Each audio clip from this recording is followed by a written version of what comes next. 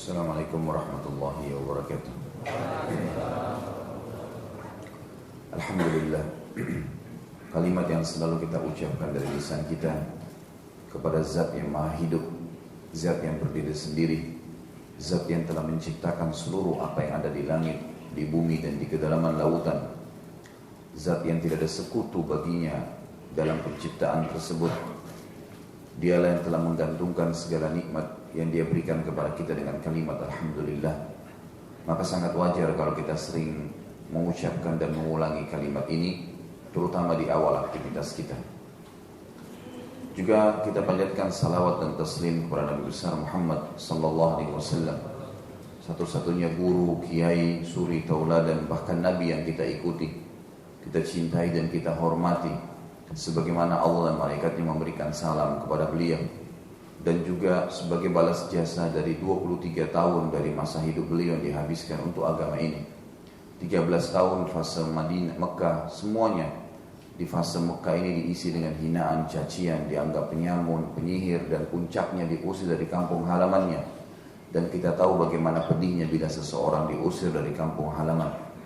Dan juga 10 tahun fase Madinah semuanya diisi dengan dakwah dan jihad. Akhirnya sampai Allah menurunkan firman-Nya dalam surah Al-Maidah ayat 3, Al-yawma akmaltu lakum dinakum wa atmamtu alaikum ni'mati wa raditu lakumul Islam madina. Hari ini aku sempurnakan agama kalian, aku sempurnakan juga nikmatku pada kalian, aku ridho Islam sebagai agama kalian. Saudaraku seiman, muslimin dan muslimat rahimani wa rahimakumullah. Kesempatan pada pagi ini semoga Allah berkahi, kita akan bahas tema Mutiara Ramadan. Mungkin Anda bertanya-tanya, kenapa kok ada Ramadan lagi? Kita bukan membahas Ramadannya secara khusus, saudaraku, tapi kita sedang membahas mutiaranya. Banyak di antara kaum muslimin yang pada saat tiba Idul Fitri pada waktu yang lalu, memang lisannya mengatakan Alhamdulillah. Tapi sayangnya Alhamdulillahnya ini diikuti dengan niat yang keliru di dalam hati.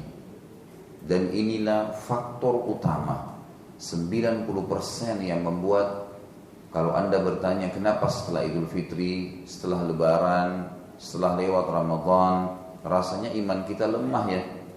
Kenapa kok ibadah kita jadi drop? Tidak seperti waktu Ramadan, semangat, rajin. 90% faktor utamanya adalah apa yang akan saya sampaikan sebentar lagi. Lisannya memang mengucapkan Alhamdulillah, kondisi fisiknya mengatakan bersyukur, bergembira, tetapi hatinya niatnya keliru. Karena tahmidnya diikuti dengan perasaan di dalam hati dan niat bahwasanya sekarang saya lepas dari penjara ibadah. Sekarang sudah bukan lagi atau tidak lagi saya harus sholat di masjid, berpuasa, harus mengerjakan sholat malam, bersedekah, membaca Al-Quran, dan sekian banyak ibadah yang dikerjakan selama Ramadan kemarin. Inilah faktornya yang keliru, saudaraku. Setiap muslim yang jeli memahami tentang Ramadan, Ramadan sebuah lembaga yang telah Allah buat khusus setiap tahun terulang, bukan hanya sekedar untuk dilewatkan begitu saja. Ramadan bukan testimoni untuk tes-tes saya bisa puasa enggak ya, saya bisa sholat malam enggak ya, atau cuma seremoni saja, meramikan. Karena orang semua puasa, saya puasa. Karena orang semua baca Quran, saya baca Quran. Orang semua terawih, maka saya terawih. Bukan itu, saudara. Firman Allah subhanahu wa ta'ala dalam surah Al-Baqarah ayat 185 yang sering kali kita dengar di Ramadan. Mungkin bisa ribuan kali ayat ini diulangin. Saya punya sebuah tulisan, insya Allah akan terbit, judulnya Dahsyatnya Ramadan. Itu motivasi apa yang harus kita lakukan dalam menyambut Ramadan. Dan ada judul yang lain yang kita sampaikan pagi ini, Mutiara Ramadan. Apa yang harus kita ambil dari Ramadan untuk jadi bekal 11 bulan ke depan. Bukan dilupakan begitu saja, saudara. Firman Allah subhanahu wa ta'ala, kita tidak bahas awal ayat ini, tapi kita bahas penutup ayat ini. A'udzu billahi minasyaitonir rajim. Bismillahirrahmanirrahim. Ya ayyuhalladzina amanu kutiba 'alaikumus syiyamu kama kutiba 'alal ladzina min qablikum. Ini sudah lewat ini. Hai orang-orang yang beriman, kalau terjemahan saya agar mudah difahami, telah dibuatkan untuk kalian program ibadah, terutama puasa, sebagaimana telah dibuatkan untuk orang-orang yang beriman sebelum kalian. Targetnya apa ini? La'allakum tattaqun, agar kalian mencapai tingkat ketakwaan. Jadi bukan agar kalian rame-rame ibadah, bukan agar kalian kumpul di masjid 1 bulan itu saja, selebihnya sudah selesai dilupakan, bukan. Agar kalian mencapai tingkat ketakwaan. Siapa orang yang bertakwa itu? Orang yang selalu dalam ibadah kepada Allah Subhanahu wa taala. Semua yang diperintahkan dikerjakan, baik itu wajib ataupun sunnah. Semua yang dilarang itu haram atau makruh ditinggalkan. Itu orang yang bertakwa. Itu target Ramadan. Artinya mestinya kita menganggap Ramadan sebagai tempat atau wadah training di mana skill ibadah kita lagi ditingkatkan. Saya berikan ibarat, Ramadan itu seperti, kalau kita contohkan di kehidupan kita, anak kecil yang belum bisa naik sepeda. Lalu ayahnya ajarin naik sepeda. Pada saat anak ini jatuh, ada 2 anak di sini, ada anak pintar, ada anak yang bodoh.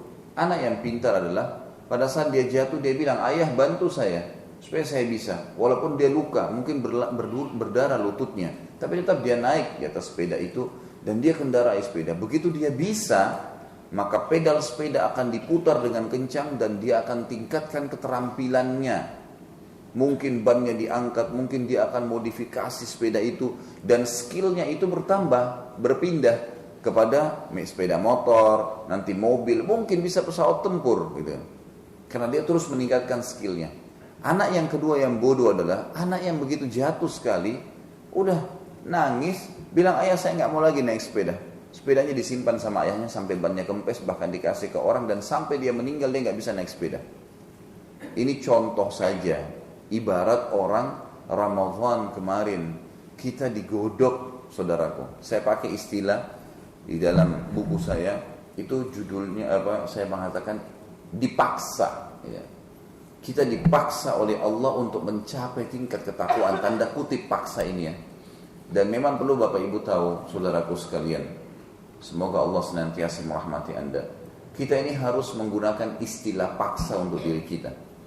Kita kalau nggak maksa diri kita ibadah, kalau Bapak Ibu tidak paksa mulai nanti malam, sholat malam, sampai Anda meninggal, pastikan kita tidak akan pernah sholat malam selamanya. Karena syaitan setiap malam gerilya membuat kita tidak tidur, tidak sholat. Sabda Nabi SAW dalam hadis Bukhari, kalau seseorang bangun tengah malam, maka ada malaikat yang datang kepadanya, lalu mengingatkannya untuk sholat malam. Mungkin terlintas di hati kita bisikan malaikat, sholatlah, tahajud. Tapi dari sisi lain syaitan datang dan membisikkan dia, mengatakan malam masih panjang, tidurlah. Mungkin kamu akan capek, kamu akan begini dan begitu. Tinggal orang ini memilih yang mana gitu. Jadi kalau kita mau ikutin syaitan, kita nggak paksa diri kita, tanda kutip paksanya ini, kita tidak akan pernah sholat malam. Kalau Quran yang kita pajang di rak rumah kita, tidak dipaksakan kaki kita melangkah menuju ke rak itu, dan tidak dipaksakan ambil, kemudian dipaksakan baca setiap hari 1 lembar, gitu kan? Saya tidak bahasakan lagi diprogramkan ya, karena bahasanya tidak mengetuk. Maka saya katakan paksakan. Dipaksakan, maka pastikan Quran kita tidak akan pernah dibaca sampai kita meninggal dunia.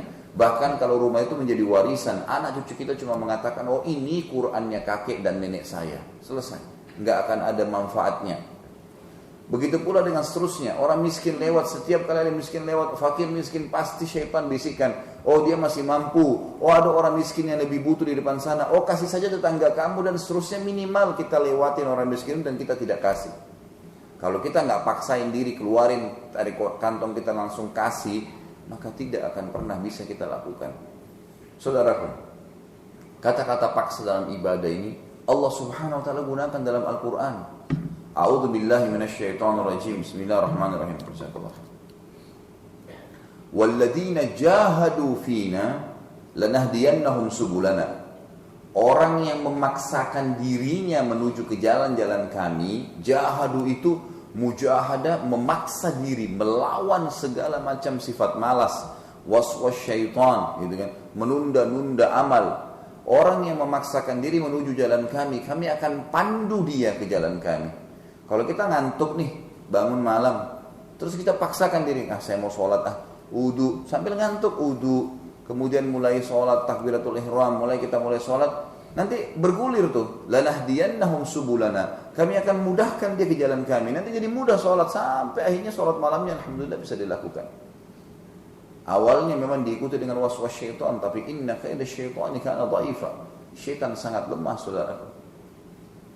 Ramadan terlalu mahal untuk dilupakan, untuk dikubur. Apakah ada jaminan Anda masih bisa hidup Ramadan akan datang? Dan suasana yang luar biasa dari sisi yang lain, dari nikmatnya ibadah di bulan Ramadan, itu bisa dijaga setiap hari sebenarnya kalau kita mau. Allah subhanahu wa ta'ala mengecas iman kita, memaksa kita pada itu menjadi orang yang bertakwa. Sebagaimana kita tahu orang Islam memang punya beberapa waktu yang untuk dicas terus. Seperti hadirnya Jumat setiap hari, setiap pekan. Itu juga pengecasan tuh. Hadir di masjid rame-rame, dengarkan ceramah, gitu kan. Dimotivasi dengan pahala-pahala yang besar. Setiap hari ada cas, 5 waktu sholat, gitu kan. Dicas lalu. Bagaimana kita absen, ya, hadir di hadapan Allah Subhanahu Wa Taala. Kemudian kita menyadari, ya, bahwa saya perlu kebersamaan, perlu ibadah, perlu dan segalanya. Saudaraku, ada 5 mutiara dari bulan Ramadan. Kalau yang saya simpulkan, ini Allah alam dengan keterbatasan ilmu saya tentunya. 5 mutiara ini yang saya anggap, ya, mutiara yang luar biasa, yang sangat mahal. Sayang kalau ditinggalkan, sayang. Ini mestinya menjadi luar biasa perputaran kehidupan kita sampai 11 bulan ke depan. Ramadan akan datang, tingkatkan lagi lebih bagus dari sebelumnya. Kemudian 11 bulan ke depannya kita terapkan. Ramadan lagi datang, kita tingkatkan lagi sampai kita bertemu dengan ajal. Ya. Dan insya Allah seluruh amal kita sudah lebih baik dari sebelumnya. Sebelum saya masuk ke 5 mutiara ini, saudaraku, renungilah satu hal. Orang yang sukses, kata para ulama, orang yang baik, yang sempurna adalah orang yang hari ini lebih baik daripada kemarin, dan hari esoknya lebih baik daripada hari ini. Bahkan dibalik, kata beberapa pepatah syair, kalau seandainya harimu yang hari ini lebih buruk dari kemarin dan hari esok lebih buruk daripada hari ini, pastikan kau adalah orang yang paling hancur atau paling rusak hidupnya. Memang harusnya begitu, saudara. Kalau Anda mau sukses, saya berbagi tips. Mau berhasil dalam kehidupan, usahakan selalu mengejar yang terbaik. Jangan malas-malesan dalam segala hal, ya. Saya kasih contoh, kalau ada 2 orang bekerja di perusahaan, si A dan si B, sama-sama masuk jadi pegawai biasa, baru diterima. Gaji 2 juta rupiah per bulan, dengan tugas yang jelas, sudah tahu masing-masing tugasnya, sama tugasnya, dan juga jam kerjanya sama. Kantornya sama, semuanya sama.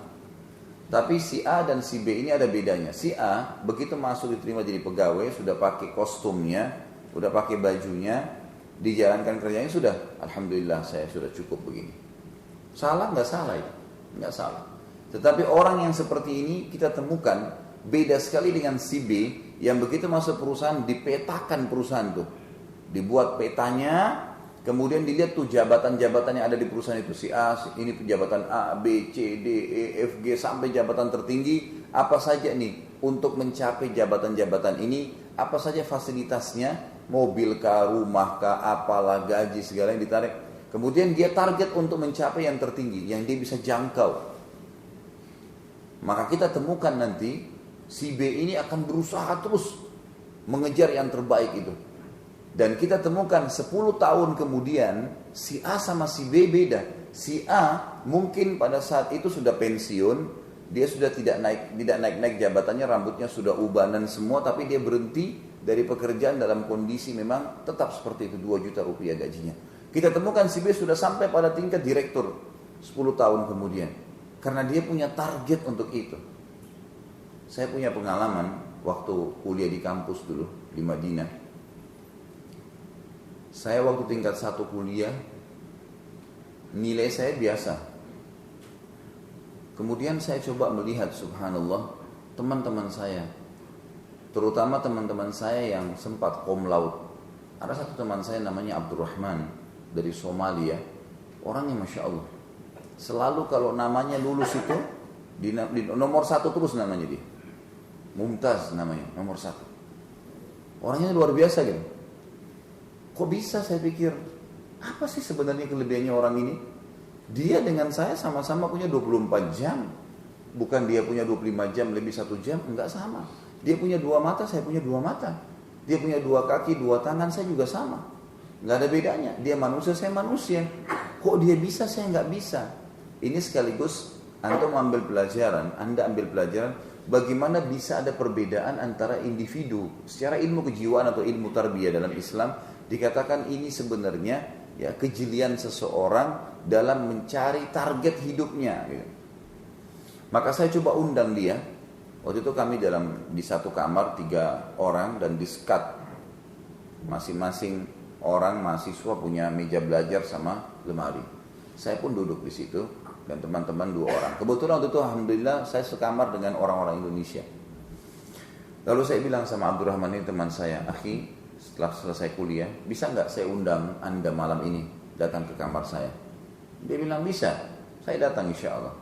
Jadi untuk apa? Saya bilang untuk duduk ngobrol-ngobrol saja. Baiklah. Datanglah ketemu dia di kamar saya hidangkan apa yang saya bisa hidangkan pada saat itu, ngobrol. Subhanallah hampir 2 jam teman ini Abdurrahman duduk gitu kan, di kamar saya. Tidak pernah bicara masalah kitab tertentu. Nggak pernah mengatakan, ayo kita dapat manfaat, yuk baca kitab apa. Nggak pernah. Nggak ada. 2 jam itu bicara kemana-mana, bicara tentang negaranya, terus ditanya tentang Indonesia, bermanfaat tentunya, tapi bukan pelajaran. Saya berpikir orang ini sampai mumtaz nomor 1, juara 1 ini, namanya kalau nilai 100, nilainya dia 199, 98, luar biasa gitu. Apa penyebabnya? Tidak ada bicara masalah ilmu, tidak ada sesuatu yang, bahkan waktu itu kami masih bujang, belum menikah, sempat ngobrol masalah nanti kita menikah sama siapa nih.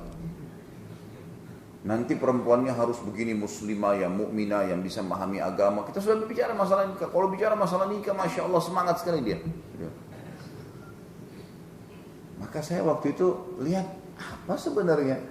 Ini orang kok begini, saya undang hari kedua. Pekan depannya, maksud saya, kesempatan kedua. Sama aja. Saya undang yang ketiga. Sama aja. Loh ini orang, apa sih sebenarnya yang buat dia ranking 1 nih gitu kan? Saya penasaran, coba saya lihat perkembangannya di kelas, pindah lagi. Karena saya ingin coba punya target, bagaimana saya harus bisa seperti dengan dia. Maka yang terjadi teman-teman sekalian, saya dapatkan rahasianya di kelas. Ini rahasia individual ya. Tentu anda tarik ke masalah pribadi-pribadi nanti. Oh ternyata seperti ini. Siapa saja orang yang kita mau ambil contoh kesuksesannya. Di kelas ternyata dia kalau masuk dosen, materi apapun dia masuk. Dosen masuk maka dia duduk di bagian depan dan dia menghadap ke dosennya. Subhanallah, waktu dia duduk menghadap dosen seperti antara dia sama dosen aja di kelas, seperti nggak ada orang lain. Dia duduk, dia fokus, dan setiap syekhnya selesai menjelaskan satu paragraf, satu contoh, satu ayat, satu hadis, kemudian dia potong. Maaf syekh, sebentar, apakah yang anda maksud dalam ayat ini seperti ini, yang anda maksud dalam hadis seperti ini yang saya fahamin, benar nggak yang saya fahamin? Diterangin sama dia, begini. Syekhnya kasih kesempatan. Dia bilang, iya benar. Syekh kalau di ujian, nanti saya jawab seperti ini, bisa nggak seperti yang saya fahamin? Oh bisa, tetap dapat full. Baik, seperti itu terus, di semua materi. Ternyata, ini membuat dia faham benar materi yang sedang disampaikan. Dan di malam ujian teman-teman sekalian, buku yang dia pakai untuk nulis, yang mestinya dia baca, itu kemana-mana difotokopi sama mahasiswa lain. Dia nggak baca lagi. Kemana-mana difotokopi, dan saya lihat bukunya dia itu, tulisannya dia Masya Allah di mana-mana orang baca. Saya berpikir luar biasa pahalanya orang ini nih. Ya. Karena bukunya dipakai, dihafal ayat, hafal hadis, hafal perkataan ulama, dan materinya semuanya agama. Fikih, usul fikih, mustalah hadis dan hadisnya. Belum sirah, belum masuk materi-materi yang lain, banyak akidah dan seterusnya. Gitu kan. Kemudian saya akhirnya coba terapkan. Tahun setelahnya saya coba terapkan apa yang dilakukan orang ini. Mulailah dosen masuk, saya duduk di depan, saya nggak mau lagi duduk di belakang. Jadi yang saya jadikan patokan dia. Kemudian saya duduk di depan, apa yang dosen sampaikan saya coba tangkap. Sampai kadang-kadang saya coba berusaha nulis, walaupun apa yang diucapkan syekhnya itu saya terus tulis. Kadang-kadang masih kocar kacir karena memang terlalu cepat dia ngomong dan saya harus tulis. Tapi subhanallah, tetap saya sabar. Masih kok berantakan, saya tiba di kamar saya lalu saya pindahin ke buku tulis saya kembali dengan rapi. Lama-lama dengan 6 bulan saya lakukan itu, subhanallah saya bisa menulis perkataan syekh. Apapun yang diucapkan dalam bahasa Arab saya bisa tulis dengan 2 warna tinta pulpen, gitu kan. Saya bisa tulis perkataannya semua dengan tinta warna hitam. Kalau ayat atau hadis saya tulis dengan tinta pulpen warna merah, gitu kan. Dan buku tulis saya menjadi sangat rapi pada saat itu. Semua materi, semua ada 13 materi itu semuanya saya susun begitu. Sudah, saya coba jalankan, berarti buku saya sudah rapi. Saya coba syekhnya kalau terangkan, saya Abdurrahman di sana, saya di sini. Abdurrahman di sana, syekh gini. Kalau saya belum paham, saya bilang syekh, kalau saya begini bagaimana? Jadi di kelas ini seperti saya berdua saja sama dia gitu. Terus gitu saya lakukan dan memang betul subhanallah saya tangkap dan ternyata ada manfaat yang lain. Begitu ada 2 orang yang seperti ini di kelas, teman-teman yang lain yang bisa tidur bangun semua. Ini ada apa sebenarnya? Jadi ini hidup suasana kelas gitu kan. Subhanallah berjalan. Apa yang terjadi ikhwani? Karena target saya seperti dia, waktu menjelang ujian itu yang difotokopi buku dia sama buku saya. Buku tulis saya pun banyak yang fotokopi. Bahkan pernah ada satu dosen materinya namanya Tarikhud Dakwah. Ini khusus di kuliah dakwah memang mempelajari tentang sejarah dakwah. Ada satu syekh. Ini beliau doktor dan beliau hebat di tulisan, tapi beliau dalam menerangkan materi kurang gitu kan. Karena kalau menerangkan materi itu pakai bahasa amiyah, bahasa pasaran, kemudian tidak semua orang ngerti gitu. Kalau ada mahasiswa nanya, "Syekh, saya belum mengerti." Dia bilang, "Ente cari sendiri di buku." Jadi nggak mau ngerti kan. Tapi subhanallah, saya sama Abdurrahman perhatikan orang ini. Apa yang dia ucapin coba kita tulis, coba kita fahamin. Ada dosen yang lain subhanallah suaranya kecil. Dia kalau ngomong antara dia dengan papan tulis. Mahasiswa tidur nggak tidur dia nggak pusing gitu. Tapi saya coba duduk di depan, saya tangkap apa sih yang orang ini sampaikan gitu kan. Oh ini. Sampai sebenarnya satu waktu kejadian, ini tentu masuk dalam firman Allah, fa'amma binikmati rabbika fahadith. Ini bukan masalah riya, nggak ada hubungannya gitu kan. Ini cuma nikmat Allah diceritakan, itu dibolehkan. Maka satu waktu syekh ini dianggap paling sulit materinya. Dia memberikan 70 angka di ujian besar, 30 angka di ujian yang harian. Dia berikan 5 soal waktu itu di ujian harian. Kemudian 5 soal ini disuruh jawab. Sudah. Kebetulan memang apa yang dia sebutkan di kelas saya selalu tulis, ikutin apa yang dia bilang. Dan saya sudah paham apa yang dia maksud, sudah saya tulis. Datang pertanyaan persis seperti apa yang saya sering tulis gitu kan. Waktu itu masih ujian harian tentunya, jadi tidak ada ujian harian ini maksudnya ujian untuk 1 semester yang diberi 30 nilai. Itu 30 nilai. Setelah selesai, saya jawab karena saya sudah ngerti apa yang saya tulis gitu. Pas minggu depannya, syekhnya datang marah-marah di kelas. Ada 2 kelas nih. Apa kalian ini? Belum ujian besar, sudah salah semua. Apalagi kalau ujian besar, bagaimana mau lulus? Gitu. Gak mungkin bisa lulus. Syekh yang ngamuk-ngamuk, marah-marah macam-macam di kelas waktu itu. Mestinya begini jawabannya, mestinya begini. Kalian semua tidak bisa menjawab. Yang bisa jawab di antara 2 kelas ini hampir 100 mahasiswa. Cuman ini nih bahasa lama nih. Ditunjuk saya waktu itu. Saya juga kaget gitu kan. Semua teman-teman di kelas kaget. Dia bilang satu-satunya yang bisa jawab 5-5-nya dapat 30 ini orang ini. Saya juga bingung kok bisa gitu. Saya periksa kembali memang benar seperti apa yang dia terangkan sebenarnya. Tapi subhanallah di poin itu Abdurrahman pun ada salahnya gitu. Di materi itu. Saya dapat full 30, dia dapat 28 gitu kan. Maka pada saat itu saya merasa manfaatnya besar, luar biasa gitu. Ternyata begini teman-teman sekalian, kalau kita mau sukses, cari orang yang sukses. Sehingga kita jadi seperti dia. Minimal kalau nilai lulus terbaik 10, kita targetnya 10, kita akan dapat 9, kalau bukan 10, 9, 8 gak jauh dari situ. Tapi kalau nilai lulus pas 6, kita kejarnya 6, maka kita bisa 6 atau di bawahnya, gitu kan. Ini poin dalam kehidupan kita ditarik. Ini bukan tentang nostalgia saya berkuliah, tapi saya ingin sedang menjelaskan bagaimana kita menarik poin itu. Ramadan semestinya begitu, saudara. Dijadikan sebagai momen mencari orang yang telah sukses di situ, bukan orang yang habis lebaran seperti lepas dari penjara ibadah. Coba renungi 5 mutiara Ramadan ini. Yang pertama, puasa. Puasa ini saudaraku adalah ibadah yang paling besar pahalanya. Hadis sahih riwayat Imam Bukhari, kata Nabi SAW, Allah subhanahu wa ta'ala berfirman, kullu amal ibn Adam lahu illa siyam fa innahu li wa ana ajzi bihi. Semua amal ibadahnya anak Adam sudah saya tentukan kadar pahalanya. Dalam riwayat lain dikatakan 10 sampai 700 kali lipat. Kecuali puasa. Puasa itu milik saya akan balas langsung. Apa kata para ulama hadis? Ibadah yang paling besar pahalanya tidak ada yang kalahkan puasa. Dan kita kemarin Ramadan sebulan penuh dipaksa terbiasa puasa. Hari ini puasa, besok puasa, lusa puasa, sebulan penuh. Kalau kita tidak bisa mengemudi mobil, teman-teman sekalian, kita cari tempat mengemudi mobil, bayar supir yang paling hebat. Kemudian sebulan, orang kalau naik mobil tuh belajar mobilnya seminggu, 2 minggu sudah hebat tuh, sudah selesai bisa bawa mobil. Ini sebulan non-stop, dan biasanya training mobil itu 2 jam, 3 jam maksimal selesai. Ini enggak, 24 jam, dari 24 jam tidak tidur-tidur, belajar bawa mobil terus sama 1 bulan. Kira-kira pasti dia mahir kan?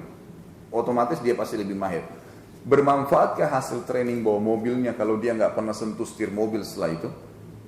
Tentu saja jawabannya enggak, gitu kan? Sudah enggak, karena memang dia tidak memanfaatkannya. Begitulah rasionalnya orang-orang yang tidak memanfaatkan puasa yang sudah dibiasakan Ramadan untuk puasa-puasa sunnah 11 bulan ke depan. Ini mutiara ini. Terbiasa puasa kemarin, kita raga dan jiwa kita sudah terbiasa ditinggalin. Ini rugi sekali. Dan ada 6 jenis puasa sunnah yang Anda dilanjurkan untuk jaga. Setelah di training Ramadan 1 bulan, disuruh jaga 6 jenis puasa sunnah. Yang pertama tentu sudah lewat ya kemarin. Sayang ya kalau orang tidak sempat lakukan. Tapi insya Allah Anda berdoa kepada Allah yang kalau tidak sempat lakukan agar mengerjakan tahun depan. 6 hari bulan Syawal. Yang kata Nabi SAW dalam hadis Bukhari, siapa yang puasa Ramadan diikuti 6 hari saja dari bulan Ramadan. Garis bawahi kata-kata saya saja ini. Maka pahalanya sama dengan puasa setahun penuh non-stop. 365 hari puasa, tidak pernah berhenti. Hari ini puasa, besok puasa terus. Hanya dengan puasa Ramadan sebulan penuh tambah 6 hari bulan Syawal. Ini walaupun sudah lewat, coba ambil istifadahnya saja, manfaatnya. Jadi saya kalau di Jakarta kemarin saya bilang, kalau ada satu orang kerja di perusahaan, pimpinannya bilang begini, untuk Januari, siapa yang bekerja on time, datang tepat waktu, kerjakan semua pekerjaan 1 bulan Januari, kemudian dia tambah 6 hari Februari lembur, gajinya setahun saya kasih. Kalau dia dapat gaji 5 juta per bulan, 60 juta dapat cash, nggak usah kerja 12 bulan, kerjanya cuma 5 minggu. Kira-kira bagaimana pegawainya? Hah? Lembur atau enggak? Coba lihat tuh. Ini rasional, tarik ke Ramadan. Nabi SAW mengatakan siapa yang puasa Ramadan tambah 6 hari saja dari bulan Syawal. Udah sebulan kamu terbiasa jiwa dan ragamu nih tambah 6 hari saja. 6 hari itu lagi bisa dicicil. Bisa hari ini, bisa minggu depan, bisa lusa. Anggaplah 1 minggu pertama alasannya masih banyak ketupat. Masih banyak undangan. Masih ada 3 minggu. Bisa digabung dengan Senin Kamis. Senin Kamis, 3 minggu selesai itu 6 hari bulan Syawal. Ada orang subhanallah nggak mau puasa. Kenapa akhi? Kenapa ukhti? Kenapa wahai muslimin dan muslimah tidak puasa nih? Gitu kan? Sayang sekali. Cuma 6 hari dapat satu tahun non-stop loh ini. Seperti kita puasa non-stop. Tapi alhamdulillah bersyukurlah orang yang sempat lakukan. Kalau tidak sempat maka berniat dan berdoa sama Allah mudah-mudahan tahun depan bisa dilakukan. Yang kedua, puasa sunnah adalah Senin Kamis. Sering kita dengar puasa ini. Tapi pertanyaannya kenapa orang tidak mau lakukan? Saya heran terus terang ya. Ada apa gitu? Teman-teman sekalian, tidak ada orang meninggal karena puasa. Kecuali ajalnya datang. Orang yang puasa itu jauh lebih sehat. Dan kalau syaitan sudah mulai menggoda, baca a'udzubillahi minasyaitonirrajim. Semua kita ini kalau tiba hari Senin atau hari Kamis mau puasa pasti syaitan bilang hari panjang, panas, haus, ada janjian, ada ini, ada itu, macam-macam. Sampai kita mengatakan iya ya, minum air batal. Ini sampai kapan antum mau berargumen begini nih? Sampai kapan anda mau mengatakan, oh iya ya ada janjian, oh iya ya panas ya, oh iya ya begini. Ibadah lewat terus ini. Sementara ibadah itu kalau lewat satu kali, tidak bisa diperbaikin. Nggak bisa. Orang kalau hari Kamis kemarin, ini kita di hari Senin kemarin, tidak puasa Senin, nggak dosa karena puasa sunnah. Tetapi kalau sekarang saya sudah jelaskan, atau saya akan jelaskan nanti fadilah puasa Senin Kamis. Kalau sekarang baru anda tahu dan anda bilang, ya coba kemarin saya puasa, udah nggak bisa. Atau mau minta kembali hari Senin kemarin nggak bisa. Buku amal kita Senin kemarin tanggal sekian orang ini tidak puasa. Dan sampai hari kiamat kita akan lihat buku amal kita dan tidak bisa lagi. Tentu beda derajatnya antara orang yang puasa dengan tidak. Itu sudah cukup membedakan sekian banyak derajat di surga gara-gara dia puasa, kita tidak puasa. Dan motivasi diri kita, kalau puasa itu maghrib nggak kemana-mana. Maghribnya nggak kemana-mana, datang kok. Kalau syaitan godain, ntar maghrib. Habis maghrib mau minum 70 gelas silahkan. Mau makan apa saja silahkan. Sabar. Emang begitu. Kenapa nggak puasa Senin Kamis, ikhwan dan akhwat sekalian? Apa yang membuat anda tidak puasa? Dengarkan sabda Nabi SAW dalam hadis riwayat Tirmidzi. Waktu beliau ditanya, kenapa anda puasa Senin Kamis ya Rasulullah? Beliau mengatakan, innal a'mala tu'radu fi kulli yawm itsnin wal khamis wa uhibbu an yu'rad amali wa ana sha'im. Setiap hari Senin dan Kamis amal dilaporin kepada Allah dan saya ingin pada saat dilaporkan saya sedang puasa. Artinya saya sedang melakukan ibadah yang sangat besar pahalanya. Kenapa kita nggak puasa? Penting sekali itu puasanya. Dan kita punya, kalau ada yang bilang, oh saya meeting, oh saya ada berhadapan dengan lapangan kena panas. Ibu-ibu mungkin bilang saya punya arisan dan seterusnya. Atau ada undangan keluarga lah dan segalanya. Pertanyaannya, kenapa sih kalau beraktivitas sementara kita puasa? Apa masalahnya? Ramadan kemarin sudah mendidik kita itu kan. Orang tetap bekerja tapi bulan puasa bisa tuh, gitu kan? Bisa ketemu, bisa meeting, bisa ini, bisa itu dan seterusnya. Dan kenapa kalau kita undangan atau ada undang orang lain atau ada acara, kenapa nggak dibuat pada saat buka puasa? Kan bisa sebenarnya, gitu kan? Bisa sebenarnya. Dan kalaupun ada orang mengatakan ya saya tidak bisa, harusnya pagi hari. Baik, anda punya 7 hari sepekan. Allah cuma minta 2 hari nih, Senin Kamis. Yang 5 hari masih ada. 5 hari, Selasa, Rabu, Jumat, Sabtu, Ahad. Ini pakai nih. Ini 2 hari blok untuk itu. Perhatikan matematikanya begini. Kalau kita punya 1 tahun 12 bulan, 1 bulannya itu kita keluarkan kena Ramadan, wajib puasa. Ada 11 bulan tersisa. Betul nggak? Baik. Kalau kita puasa Senin Kamis, setiap pekan ya 2 hari, Senin Kamis. 1 bulan kita punya 4 pekan. Berarti berapa hari kita puasa? 8 hari. Baik, 8 kali 11 bulan tadi 88 hari. Artinya kalau kita puasa Senin Kamis, ini teman-teman yang biasa cicil langsung paham nih. Dicicil seminggu 2 kali, Senin Kamis. Dalam 1 tahun kita tidak sadar, tidak rasa, tidak pakai hitung-hitungan, gitu kan? Kita langsung mendapatkan pahala puasa 88 hari non-stop. Itu hampir 3 bulan non-stop tuh. Dapat pahalanya tidak dipaksa sama Allah kita 3 bulan puasa, enggak. Hampir 3 bulan, misalkan 88 hari ya. Karena kalau tambah tadi dengan 6 hari Syawal, itu sudah 94 hari. 3 bulan lebih kita berpuasa non-stop itu berat sebenarnya. Tapi Allah kasih pahalanya dengan cara seperti ini.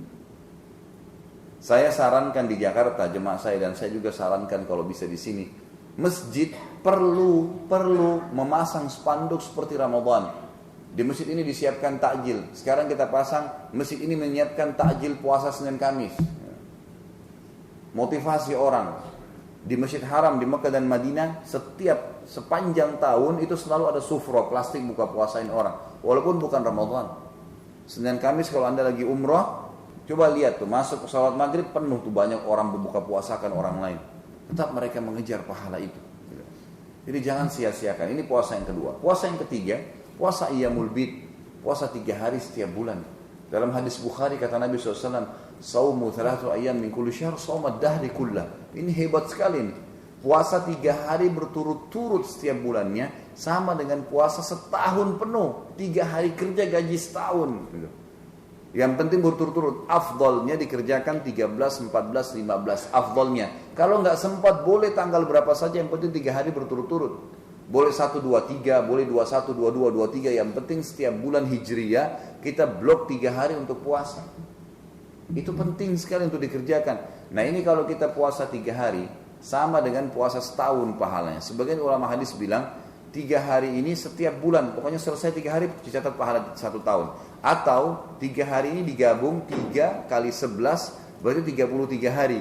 Kalau itu dikerjakan maka akan mendapatkan pahala setahun. Tapi kita ambil pendapat yang nyaman-nyaman saja. Anggap 3 hari setiap bulan puasa kita dapat 1 tahun pahala-pahala puasa. Kenapa nggak dilakukan?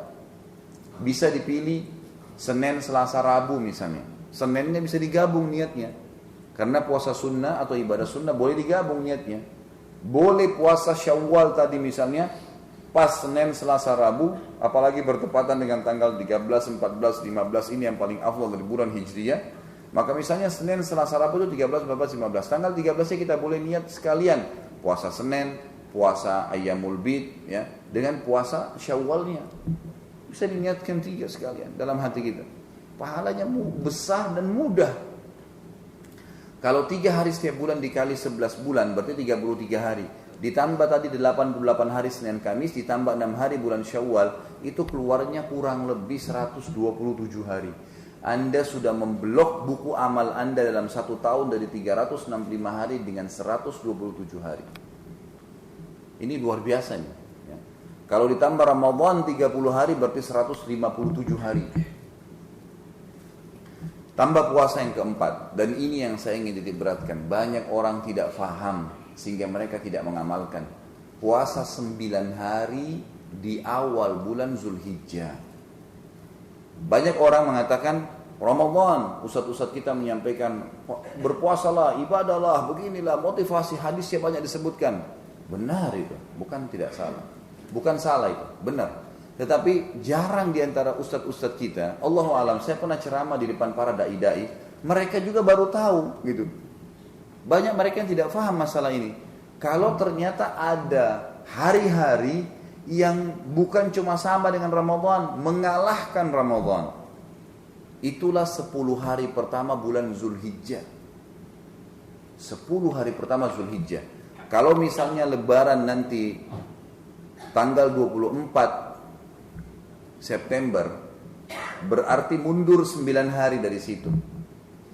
Atau tepatnya 10 hari ya. Jadi 9, kurang ini tanggal 14 atau tanggal 15 September nanti. Inilah 10 hari saudaraku, hari-hari emas. Bahkan para ulama mengatakan, ini sebagian tidak semua tentunya, ini pendapat dan saya cenderung dengan pendapat ini secara pribadi, yang mengatakan bahwasanya 10 hari pertama bulan Zulhijjah lebih afdal daripada 10 terakhir Ramadan. Bayangkan kalimat ini luar biasa. Kok bisa? Kan 10 akhir Ramadan ada Lailatul Qadar, lebih baik daripada 1000 bulan. Tetap mereka mengatakan lebih afdal daripada itu. Dari mana dalilnya? Mereka mengangkat 2 buah dalil. Yang pertama surah Al-Fajr. Surah Al-Fajr ini menceritakan atau menjelaskan di awalnya ayat 1 sama ayat 2 atau sampai 3 ayat 3. A'udzu billahi minasyaitonir rajim wal fajr walayalin 'ashr wasyaf'i wal watr. Ini 3 ayat memang betul-betul berbicara khusus 10 hari awal bulan Zulhijjah. Kata Allah SWT wal fajr. Kita coba masuk ke dalam tafsir dan tadabburnya. Waw ini namanya waw kasam, waw sumpah. Fajr adalah waktu subuh. Allah Subhanahu wa taala menggunakan sumpah dalam kitabnya itu kalau sesuatu yang datang setelahnya hal yang penting, seperti misalnya wal asr, gitu kan? Demi waktu, kejar waktu itu, maksimalkan, umur kalian terbatas. Sama di sini, wal fajr. Allah bersumpah atas namanya, kejarlah subuh. Tapi perlu kita garis bawahi di sini, fajr menggunakan alif lam, wa al fajr. Alif lam ini dalam bahasa Arab namanya alif lam mu'arraf. Alif lam yang memperkenalkan sesuatu. Ini pernah kalau tidak salah saya pernah jelaskan dulu. Tapi yang jelas saya ingatkan kembali. Kalau dalam bahasa Arab, misal saya janjian sama teman saya di Masjid Istiqomah. Saya bilang ayo kita ketemu yuk di Masjid Istiqomah. Tapi ini saya langsung Indonesiakan saja ya. Kemudian saya sebutkan nama masjidnya. Bisa juga dalam bahasa Arab, saya kalau janjian sama teman saya di Istiqomah tapi saya nggak sebutin nama masjidnya. Saya bilang ayo kita ketemu di Al-Masjid. Alif lam ini sudah menunjukkan target kita, gitu kan? Ini yang digunakan dalam alif lam. Maka di sini Allah mengatakan wal fajr, demi waktu subuh. Tapi dengan alif lam ini berarti Allah ingin subuh tertentu. Dan ulama mengatakan, saudaraku, ini dalam waktu dekat kita akan hadapi insyaallah, artinya adalah subuh hari raya Idul Adha. Dan Idul Adha dari sumpah Allah ini menandakan lebih afdal daripada Idul Fitri. Yang ramai di Indonesia apa? Idul Fitri. Idul Adha seperti biasa-biasa saja. Padahal lebih afdal. Dari mana afdaliannya? Habis Idul Fitri, habis sholat Idul Fitri, tidak ada perintah ibadah khusus. Nggak ada. Artinya orang silaturahim kayak tradisi di Indonesia ini itu adalah tradisi kita. Karena silaturahim diperintahkan sepanjang tahun, selama umur kita ada gitu. Bukan karena sholat Idul Fitri, itu cuma tradisi. Memang kita bebas habis sholat Idul Fitri melakukan apa saja, tapi jangan dianggap itu bagian rangkaian daripada ibadah di Idul Fitri. Nggak ada itu.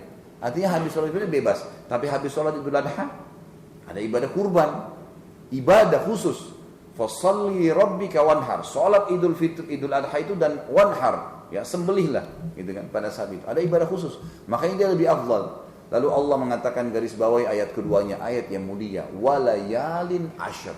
Waw ini, saudaraku, namanya waw ataf dalam bahasa Arab. Ataf ini fungsinya menyambung hukum ayat pertama ke ayat kedua. Jadi sumpah Allah di ayat pertama berlaku di ayat yang kedua. Allah mengatakan dan juga layal jamak daripada laila yang berarti malam-malam, ashr 10. Artinya begini, Allah bersumpah demi subuh Idul Adha, kejar sholat subuhnya, kejar sholat idnya, kejar kurbannya, dan kejar juga ibadah sholat malamnya di 10 malam sebelum subuh itu. Dari sini sebagian ulama mengatakan, yang saya katakan tadi, dengan adanya sumpah Allah menyuruh kita mengejar 10 malam berturut-turut di awal Zulhijjah, menandakan lebih afdal daripada 10 terakhir Ramadan. Kok bisa? Tetap aja pertanyaan 10 akhir Ramadan ada Lailatul Qadar. Baik, kita coba tangkap dalilnya. 10 akhir Ramadan ada Lailatul Qadar. Lailatul Qadar orang kalau beribadah lebih baik daripada 1000 bulan, gitu kan? Atau sama dengan 83 tahun plus 4 bulan. Orang kalau katakan subhanallah pas Lailatul Qadar sama dengan mengucapkan subhanallah 83 tahun plus 4 bulan atau 1000 bulan. Besar sekali pahalanya. Orang sholat malam, orang sedekah, apa saja dia lakukan lebih baik daripada 1000 bulan. Bagaimana dengan 10 awal bulan Zulhijjah? Akan ada hadis Bukhari saya jelaskan, tapi saya lanjutkan dulu. Allah mengatakan dalam ayat ketiganya wasyaf'i wal watr, dan fokus lebih banyak lagi di tanggal 8 dan tanggal 9-nya, gitu ya. Baik. Dari mana dalilnya dia lebih baik daripada 10 akhir Ramadan, saudaraku? Tentu di sini bukan menganggap Ramadan itu ya tidak baik, enggak. Ini kita lihat afdaliyah, mana yang lebih baik lagi, gitu kan. Dalam hadis Bukhari kata Nabi SAW, "Ma min ayyamin al-amalu salihu fihi ahabbu ila Allah min hadhil ayyam." Tidak ada hari-hari sepanjang tahun. Kata Nabi SAW, ini hadis Bukhari. Tidak ada hari-hari sepanjang tahun. Di sini kata ulama hadis termasuk Ramadan, di mana amal saleh kalau dikerjakan di dalamnya di hari-hari itu lebih Allah cintai. Maksudnya lebih besar pahalanya, lebih afdal dibandingkan amal-amal saleh walaupun sunnah yang dikerjakan di 10 awal bulan Zulhijjah. Ini hadis Nabi SAW. Banyak orang tidak paham hadis ini. Lalu kata para sahabat, ya Rasulullah, walal jihadu fi sabilillah. Kalau yang anda maksudkan tadi, ini makna hadisnya, sepanjang tahun gak ada amal saleh yang dikalahkan, ya, terkalahkan yang dikerjakan di 10 awal bulan Zulhijjah. Itu bagaimana dengan jihad?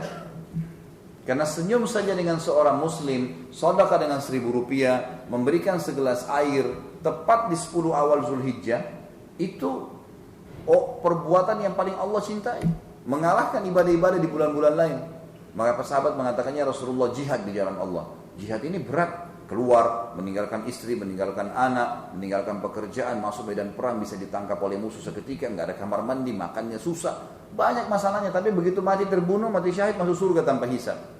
Apa kata sahabat, ya Rasulullah, jihad di jalan Allah, makna hadisnya gini, apakah jihad di jalan Allah yang pahalanya besar, mati bisa masuk surga, juga belum bisa mengalahkan amal sunnah, senyum dengan muslim, ini contoh saja, senyum dengan muslim, di awal belum bisa mengalahkan, ya, pahala yang dikerjakan, walaupun sunnah di awal 10 awal bulan Zulhijjah. Apa jawaban Nabi SAW? Walal jihadu fi sabilillah. Jihad pun di jalan Allah belum bisa mengalahkan pahala sunnah sekecil apapun di 10 awal bulan Zulhijjah.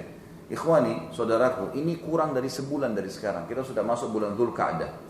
Ini begitu habis bulan Dzulqa'dah, ingat, saya ingatkan tadi mulai tanggal 14 September nanti itu sudah masuk 1 Zulhijjah. Hari-hari emas kita. Apa jawaban Nabi SAW menutupan hadis?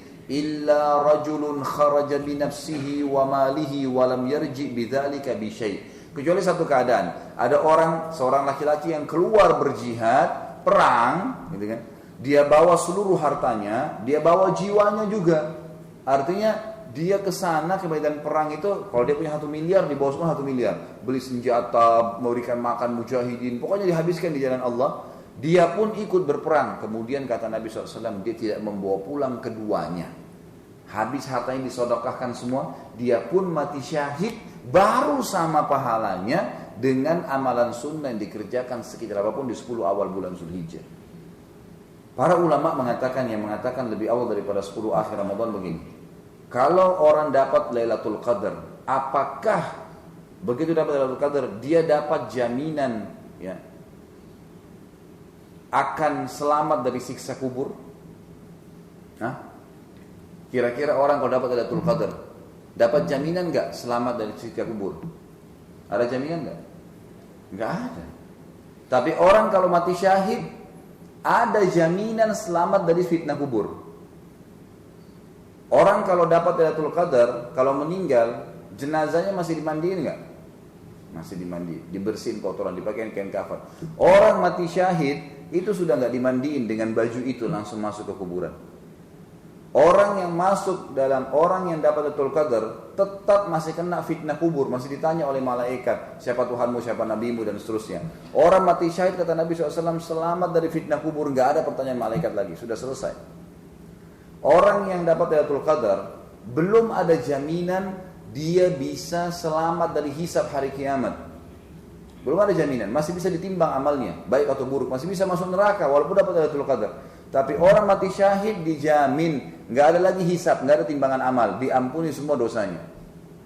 Orang yang dapat Lailatul Qadar tetap ya belum ada jaminan bisa memberikan syafaat pertolongan keluarganya. Orang mati syahid bisa memberikan syafaat keluarganya. 70 orang, kamu ikut saya. Yang penting dia meninggal dalam keadaan muslim boleh ditunjuk. Bahkan ulama hadis mengatakan walaupun ahli maksiat, dia bisa tunjuk kamu ikut sama saya. Asal dia muslim bisa selamat tuh, masuk surga tanpa hisab. Orang yang dapat Lailatul Qadar belum tentu bisa mendapatkan derajat tertinggi di surga. Orang mati syahid dapat derajat tertinggi di surga. Artinya kita beramal di 10 awal bulan Zulhijjah dengan amal sunnah sekecil apapun mengalahkan pahala jihad tuh. Yang bisa menyamai hanya jihad, laki-laki pergi berperang, bawa seluruh harta, dia pun mati syahid baru sama. Bayangin tuh. Makanya di sini ulama bilang lebih afdal daripada 10 terakhir Ramadan tuh. Dan saya bilang tadi saya cenderung dengan pendapat ini. Makanya kata para ulama, kita kembali ke bahasan kita, dianjurkan 9 hari puasa.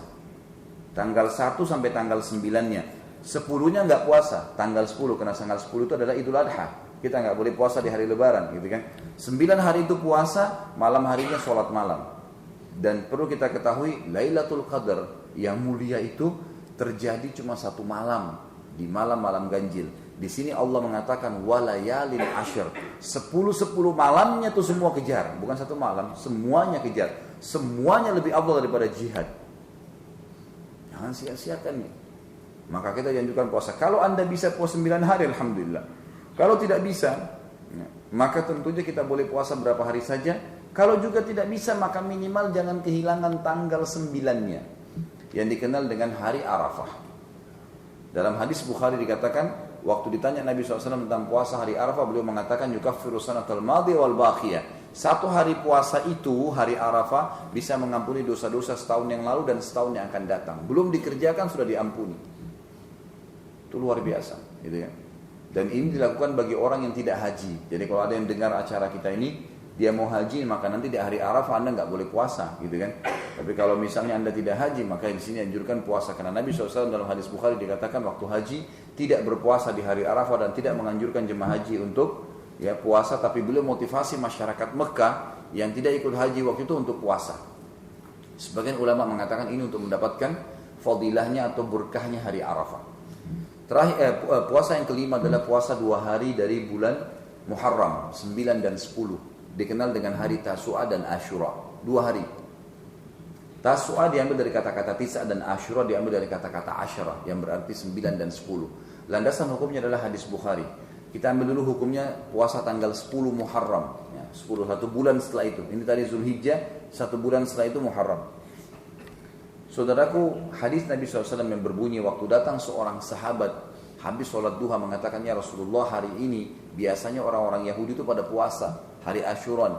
Kata Nabi SAW, coba kumpulin informasi kenapa mereka puasa. Maka pergilah sahabat ini mengumpulkan informasi, dapat informasi. Lalu kembali mengatakan, ya Rasulullah, jawabannya karena hari ini Yahudi menganggap Allah selamatkan Musa dari kejaran Fir'aun. Maka mereka berpuasa karena rasa syukur kepada Allah. Kata Nabi SAW, kalau begitu puasalah kalian. Fa'amara bisiyami, disuruh puasa. Gitu kan? Karena memang kata Nabi SAW, nahnu ahaqqu bi Musa minhum. Kami lebih berhak terhadap Musa daripada mereka. Maka beliau pun menyuruh berpuasa. Fadilahnya hadis riwayat Muslim. Waktu ditanya Nabi SAW tentang kelebihan puasa Ashura, beliau mengatakan yukaffiru sanatal madiyah. Bisa mengampuni dosa 1 tahun yang lalu. Kalau puasa Arafah setahun lalu dan setahun akan datang, kalau puasa Ashura setahun yang lalu saja. Kenapa harus ada 9-nya? Itu kembali kepada hadis riwayat Tirmidzi dengan sanad hasan sahih. Kata Nabi SAW, la in baqitu ila qabil la asumanna tasi'. Kalau saya masih hidup tahun depan, saya akan partnerkan 10 dengan 9 agar tidak sama dengan Yahudi. Maka kita dianjurkan puasa 2 hari. Terakhir puasanya adalah puasa yang ke-6, puasa Daud. Puasa Daud ini sehari puasa sehari tidak tentunya. Dan ini syaratnya ya. Tetapi agak beda hukumnya. Orang yang menjalankan puasa Daud, maka puasa-puasa sunnah yang 5 tadi gugur hukumnya kecuali bertepatan harinya. Karena syaratnya sehari puasa sehari tidak. Misal gini, ada bapak ibu yang mau praktekin puasa Daud, puasa Senin mulai. Pada saat Senin dia baru mau niat puasa Daud, bisa dia niat puasa Daud dan niat puasa Senin, bisa.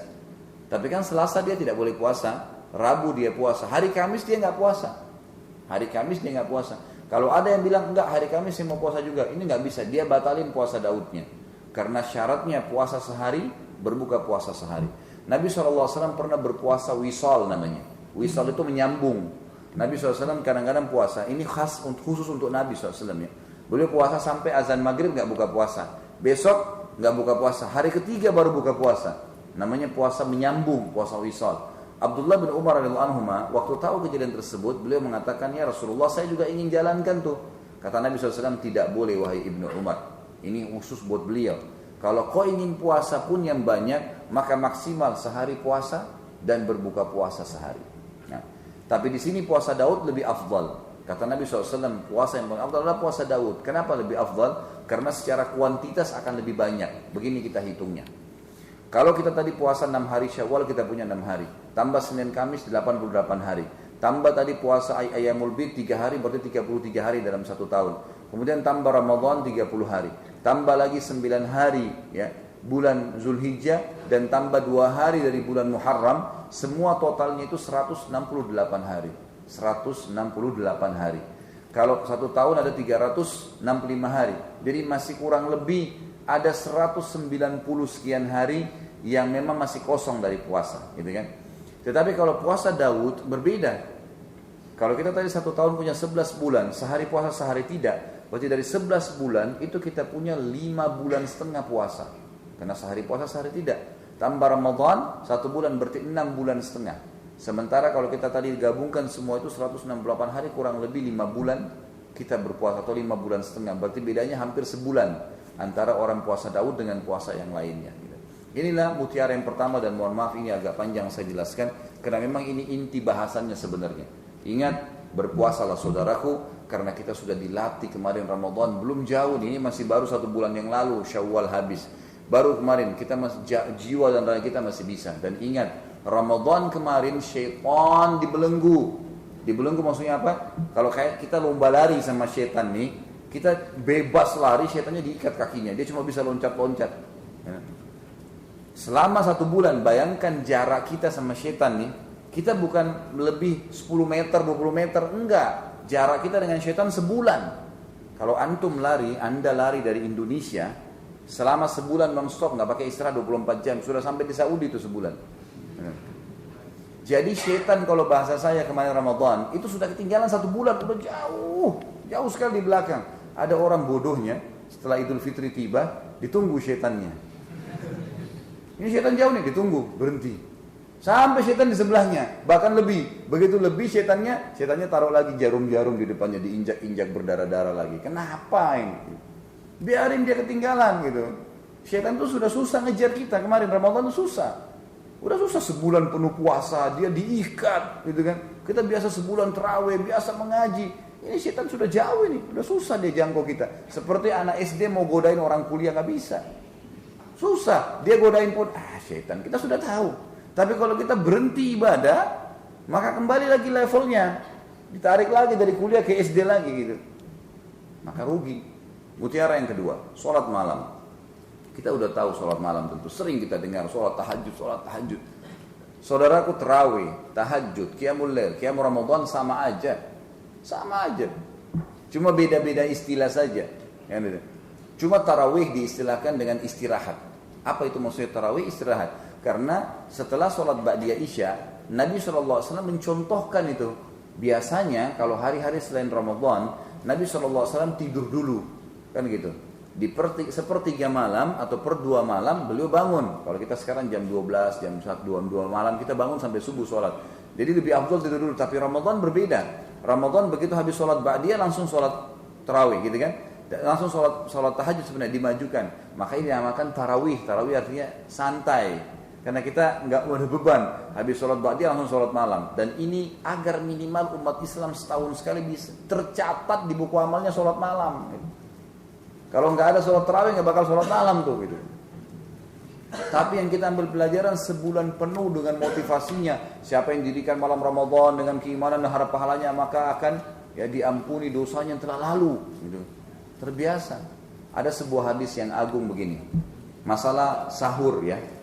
Kata Nabi SAW, manusia dalam keadaan sehat selama mereka segera buka puasa dan menerlambatkan sahur.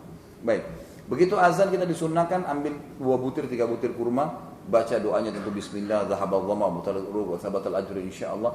Makan dengan tangan kanan kemudian minum air, habis itu sholat. Jangan kagetin ususnya, gitu kan. Habis sholat baru kembali makan. Kemudian kalau sahur diterlambatkan, makin dekat dengan azan subuh makin bagus. Gitu. Ini sekaligus saya luruskan, nggak ada istilah imsak sebelum azan subuh ya. Hadis Bukhari menjelaskan Nabi SAW punya 2 orang muadzin, ada Ibnu Ummul Maktum, ada Bilal. Kata Nabi SAW, kalau kalian dengar Ibnu Ummul Maktum, ini muadzin pertama beliau, azan, makanlah, minumlah, masih boleh. Kalau kalian dengarkan Bilal azan, berhentilah, artinya sampai azan.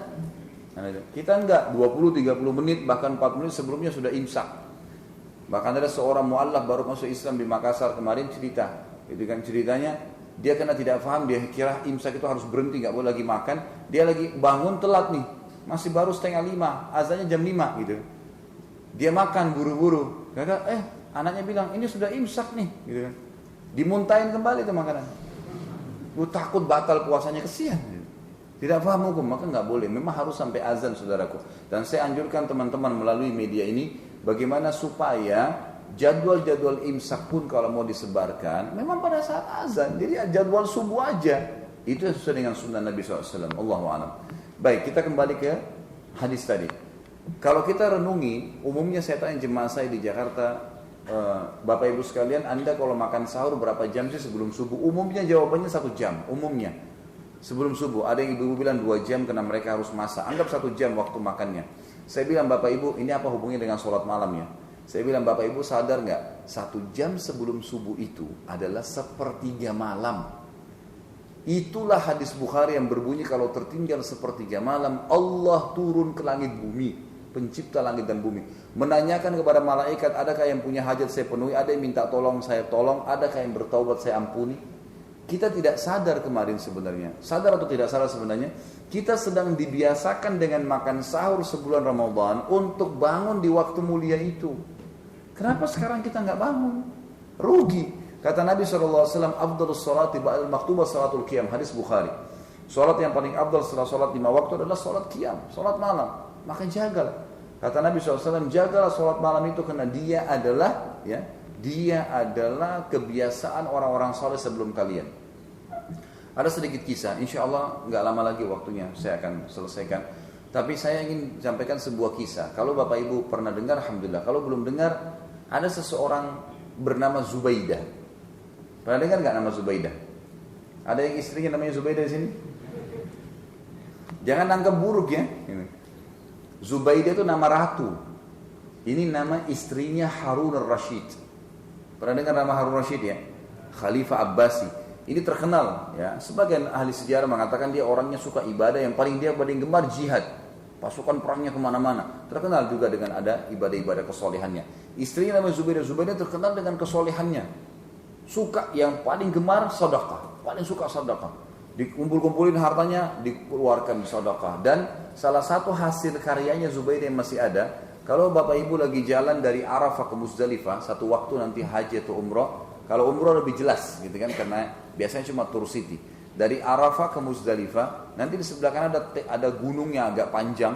Di situ ada bangunan melengket di gunung itu seperti tembok lama. Itu kurang lebih mungkin jaraknya sekitar 2-3 km. Besar. Kelihatan kok bangunan lama sudah nggak dipakai. Itu dulu tempat penampungan air untuk jemaah haji. Dibangun oleh Zubaidah nih, pakai hartanya pribadi. Waktu itu dibangun dan diisi dengan air Zam-Zam. Bayangkan ya, kalau sekarang ada ledeng, ada pipa. Zaman dulu nggak ada, pakai unta. Ribuan ekor unta dipakai untuk mengangkat air Zam-Zam, isi di situ. Isi sepanjang 2-3 kilo itu untuk jemaah haji minum. Sampai semua jemaah haji minum dari air Zam-Zam yang disiapkan oleh Zubaidah. Apa yang tersebar berita waktu itu saudaraku? Zubaidah masuk surga nih. Luar biasa nih, jemaah haji semua dikasih minum sama dia, gitu kan. Air Zam-Zam lagi, pakai uang pribadi lagi buat penampungan air. Itu susah pada saat itu, gitu kan. Sudah tersebar berita. Subhanallah, ratu tapi mati juga, gitu kan. Waktu dia mati, meninggal dunia, gitu kan. Ada satu ponakannya mimpi. Ini dalam kisah nyata diangkat penyampaian dari ponakannya. Dia bilang saya mimpi. Dia mimpi tantenya datang. Waktu datang dia gembira. Dia bilang, tante bagaimana Allah membalasmu? Satu Irak semuanya berharap menunggu beritamu ini. Karena luar biasa dia bantu keluarga, dia suka sedekah. Ini cuma salah satunya siapin air di Arafah ya. Yang lain banyak dikerjakan sama dia. Termasuk biaya jihad, ikut sama suaminya dan segalanya. Tapi ringkas cerita, kata ponakannya, bagaimana tante? Kami ingin tahu nih. Kata Zubaidah apa? Semuanya nol ponakanku. Apanya nol? Tidak ada pahalanya. Semua itu riya. Nggak ada yang diterima sama Allah. Terus kata si ponakannya, yang kamu biasakan hajikan kami. Kamu biasa biayai keluarga. Semuanya nggak ada. Loh, tempat minum di Arafah? Nol, nggak ada pahalanya. Riya, karena mau dipuji sama orang. Loh, terus bagaimana keadaanmu sekarang? Kata Zubaidah apa? Ini Allah SWT sampaikan kepada kita melalui ini. Kata Zubaidah, Allah mengampuni saya karena sholat malam yang biasa saya jaga setiap malam. Karena sholat malam teman-teman sekalian aman dari riya. Umumnya kita kerjakan sendiri, beda dengan ibadah lain. Maka sensitif sekali gitu. Ini mutiara yang kedua. Mutiara yang ketiga, dari bulan Ramadan, membaca Al-Quran. Sering kita dengar dibaca Al-Quran, baca Al-Quran. Tapi pertanyaannya siapa yang amalin nih? Gitu. Imam Syafi'i rahimahullah di bulan Ramadan, ikhwani dan akhwati, Bapak Ibu sekalian rahimahullah, mengkhatam Al-Quran 1 hari 2 kali. Ramadan 1 hari 2 kali khatam Al-Quran. 1 bulan 60 kali mengkhatam Al-Quran. Anda berapa kali khatam kemarin? Hah? Cuma 1 juz. Al-Quran itu adalah bulan dibaca Ramadan. Perlu kita garis bawahi begini. Al-Quran ini bukan tulisan seorang doktor, profesor, atau pengarang novel yang terkenal. Bukan. Al-Quran penuh tulisan pencipta langit dan bumi. Ini bukan main-main. Turun, Allah mengatakan syifa linnas, obat untuk manusia. Hudan linnas, petunjuk bagi manusia. Dalam ayat hadis yang lain riwayat Bukhari Muslim, Iqra'ul Quran. Rutinin baca tuh Al-Quran. Rutin. Khatam ulangi lagi. Terus begitu. Fa'innahu ya'ti syafi'in ahli yaumil qiyamah. Dia akan datang menjadi penolong bagi pembacanya pada hari kiamat. Hadis Bukhari yang lain, surah Al-Imran dan Al-Baqarah akan berdiri di hadapan Tuhan Azza wa Jal di hari kiamat di mahsyar, meminta agar pembacanya diberikan syafaat. Hadis Bukhari yang lain juga mengatakan, Nabi SAW bersabda, pembaca Al-Quran dan penghafalnya akan didatangkan hari kiamat. Setelah dia lolos dari amal, timbangan amal, maka sebelum masuk surga, Allah menyuruh dia mengatakan bacalah, dibaca ayat Quran. Setiap dia baca satu ayat diangkat satu derajat. Sampai tiba di surga Firdaus tertinggi baru Allah bilang berhentilah ini kedudukanmu sekarang. Luar biasa fadilahnya, terlalu banyak. Belum lagi setiap hurufnya 10 pahala, banyak fadilahnya. Ramadan kemarin kita sudah coba diperkenalkan dengan Quran. Orang yang belum kenal diperkenalkan. Dan Al-Quran ini punya 4 hak dari kita saudaraku. Membaca, menghafal, membaca, mentadaburi, menghafal dan mengamalkan. Ini 4 hal. Membaca ini memang dianjurkan berurut dari surah pertama Al-Fatihah, surah kedua Al-Baqarah, Al-Imran dan seterusnya sampai An-Nas. Surah nomor 114. Kita punya 114 surah, gitu kan.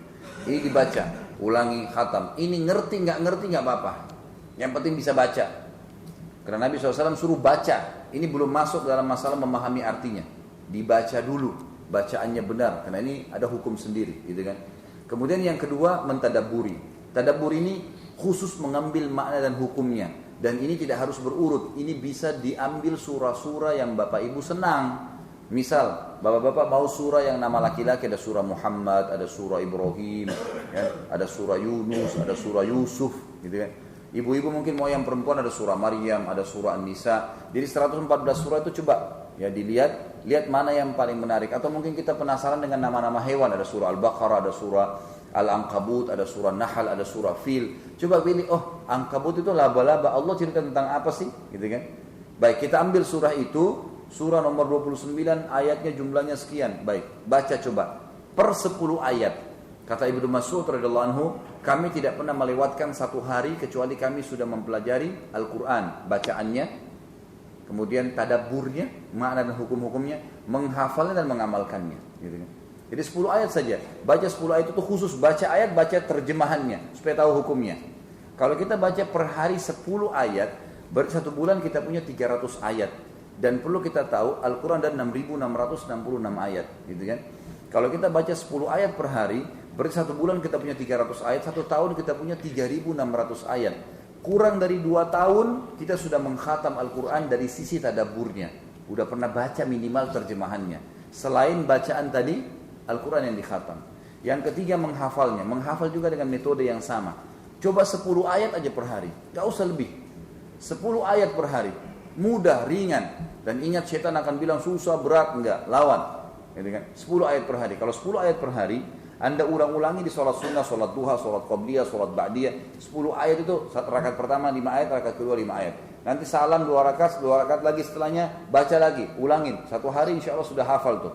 Kalau 10 ayat per hari, kali 1 tahun, kali 1 bulan, berarti kita punya 300 ayat. Kali 1 tahun kita punya 3.600 ayat. Kalau sampai 2 tahun, itu saya hitung 1 tahun 11 bulan. Tidak sampai 2 tahun, sudah hafal Al-Quran. Asal 10 ayat per hari. Mulai dulu. Permasalahan kita ini tidak mau mulai. Gitu kan? Kata pepatah bahasa Arab, jarrib ta'rif. Coba, kau akan tahu. Gitu kan? Ini belum coba sudah berat, susah. Syaitan bisikin Quran 30 juz. Wah.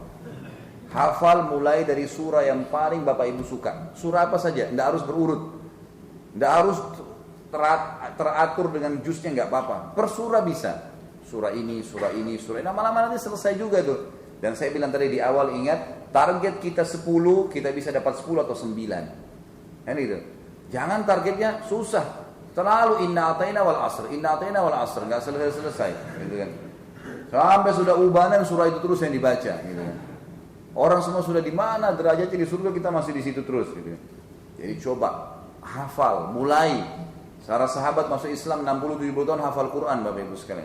Yang keempat, amalkan. Ini mutiara yang ketiga. Mutiara yang keempat, dan ini ada 5 mutiara, adalah bersedekah. Sedekah. Banyak orang tidak paham nih. Kalau sedekah, begini lah, prinsip dalam Islam saudaraku, bukan menabung pangkal kaya. Ini hilangkan baik dari benak kita nih. Di Indonesia biasa, dan bukan cuma Indonesia ya.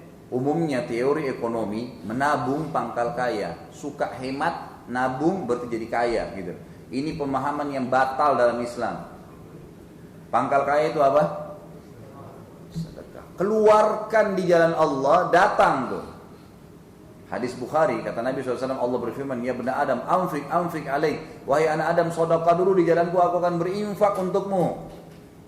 Nggak bisa kita kalau nabung nahan, Ayo 1 juta, kapan 100 juta, kapan 1 miliar. Ini nggak selesai-selesai. Orang kalau selalu nabung, khawatir ngeluarin nanti.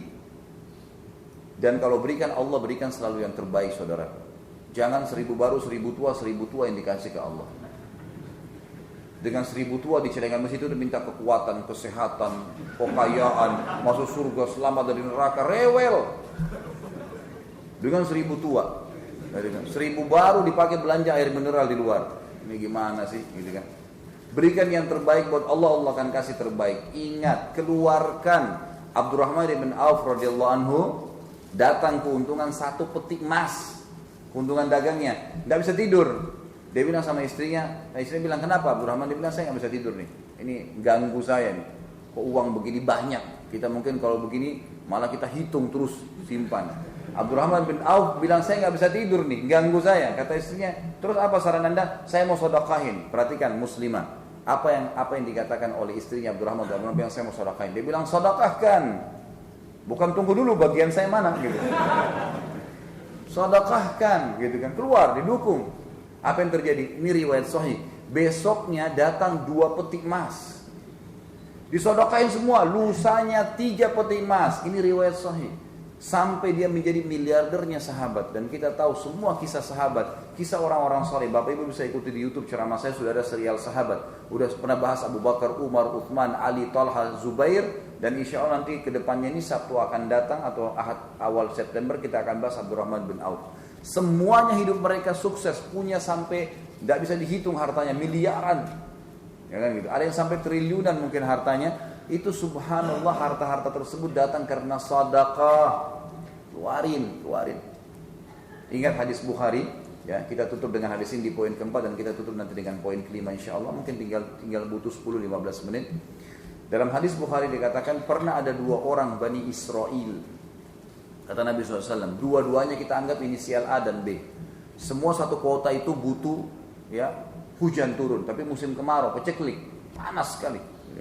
Nggak ada lagi air yang turun. Maka si A ini, ya kata Nabi SAW, yang pertama, gitu, sempat nunggu di kebunnya, berharap hujan turun. Lalu lewatlah awan hitam di atas kebunnya.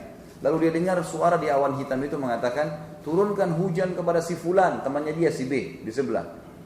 Maka dia ikutin awan tersebut, awan itu jalan, pas di atas kebunnya temannya turun hujan, yang lain nggak dapat hujan. Dia penasaran, dia tanya temannya, apa yang kamu lakukan dengan kebunmu? Sampai Allah Azza wa Jalla turunkan hujan di kebunmu saja, sementara kita butuh. Dia bilang, hasil kebun saya ini, saya bagi 3. Keuntungannya bukan modalnya, keuntungannya saja.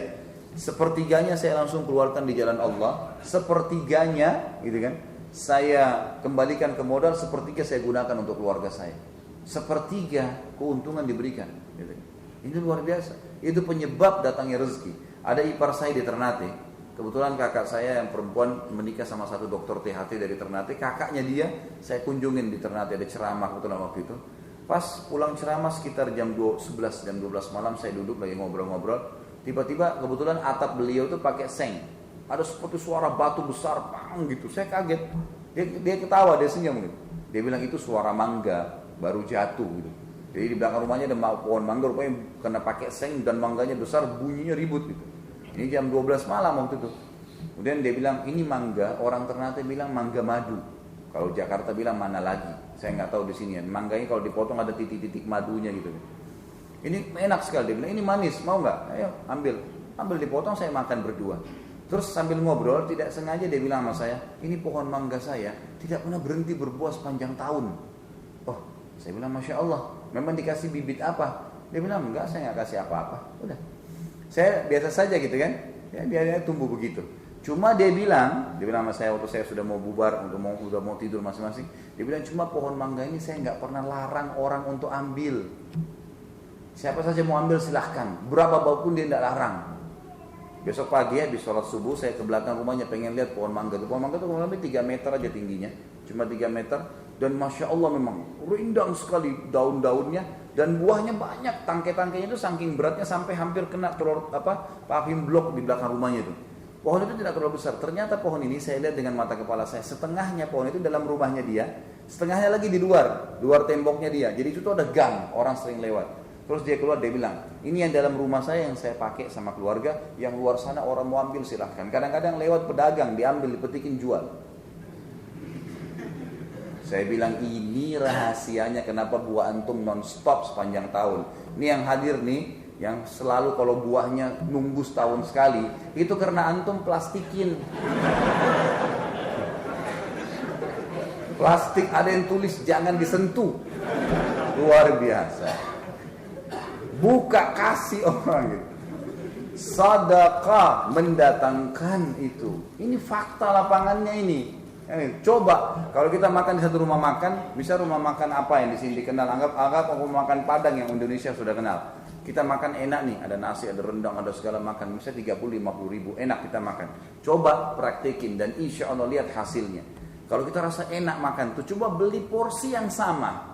Dengan 50 ribu dengan menu yang sama, bungkus keluar kasih orang di pinggir jalan. Niat sedekah sebagai tanda syukur dari makanan ini. Lihat apa hasilnya. Dan ingat, efek daripada amal soleh. Kita keluarin 1 juta, kita kasih 1 bungkus makanan, kita kasih satu baju. Allah nggak balas dengan 1 juta rupiah lagi. Allah nggak balas dengan 1 baju atau 1 bungkus makanan. Allah balas dengan 100 juta nanti itu. Sedekahnya Allah juga balas dengan bukan 1 baju, kita dapat 100 baju. Allah bukan kasih 1 bungkus makanan, kita ditraktir mungkin sekian banyak sama orang. Itu pasti terjadi. Sama dengan efek jerah. Perhatikan, jangan buat dosa, karena dosa ini berbahaya. Kita mencuri 1 juta, nanti efek jerahnya bukan hilang 1 juta uang kita, masuk rumah sakit berobat 100 juta. Orang nggak pikir itu. Kan gitu. Berzina 1 jam cukup Allah SWT hukum dengan penyakit seumur hidupnya. Bahaya sekali. Tapi kalau kita berbuat amal saleh malah balasannya berlipat-lipat. Sebagai penutup adalah mutiara yang kelima. Masalah akhlak yang mulia. Ramadan membentuk kita menjadi orang yang baik. Coba teman-teman sekalian renungi selama Ramadan. Lebih baik kan kita? Lebih rajin beribadah, lebih hati-hati buat dosa, gitu kan? Itu membentuk pribadi kita semestinya. Apa kata Nabi SAW dalam hadis sahih riwayat Tirmidzi? Kalau kalian sedang puasa, maka jangan rafath. Idza kana yaumu shaum ahadikum fala yarfuth. Rafath ini mengucapkan kalimat syahwat yang bukan pada pasangan halal. Kalau kita bahasakan sekarang pacaran, nggak boleh sayang, rindu, kangen sama yang bukan istri atau bukan suami, nggak boleh, haram. Selama Ramadan kita ditambah training lagi. Kalau kalian puasa jangan pernah ikut program puasa, jangan pernah rafath. Enggak boleh sama selain yang pasangan. Wala yaskhab, jangan bertengkar, jangan berkata kasar, jangan mencaci maki, jangan menghina. Tidak boleh sahab. Faida sabahu ahadun aw qatalahu falyakul inni shaim. Kalau ada yang ajak dia bertengkar, ada yang ajak dia rafath, dia mengatakan saya lagi ikut program puasa. Berhenti, enggak mau. Sebulan penuh dilatih untuk tidak rafath, tidak sahab. Dalam hadis yang lain, riwayat Imam Ahmad, kata Nabi SAW, man lam yada' qawla zuri wal amala bihi wal jahl, falaysa lillahi hajatan min an yada' ta'amahu wa syarabah. Siapa yang tidak meninggalkan perkataan dusta dan mendukung dusta itu dan kebodohan, nggak mau belajar agama, maka tidak ada hajat bagi Allah untuk menilai lapar dan hausnya. Artinya dusta membatalkan puasa. Jadi Ramadan melatih kita untuk itu. Sebulan penuh tidak rafath, tidak sahab, tidak berdusta, gitu kan. Meninggalkan kebodohan, hadir di majelis ilmu. Ramadan melatih kita untuk itu. Kenapa sekarang kita tidak lakukan? Ingat sabda Nabi SAW dalam hadis Bukhari. Ini pembentukan akhlak ya. Tata kerama, kepribadian. Tidak ada sesuatu lebih berat di timbangan amal hari kiamat dibandingkan akhlak yang mulia.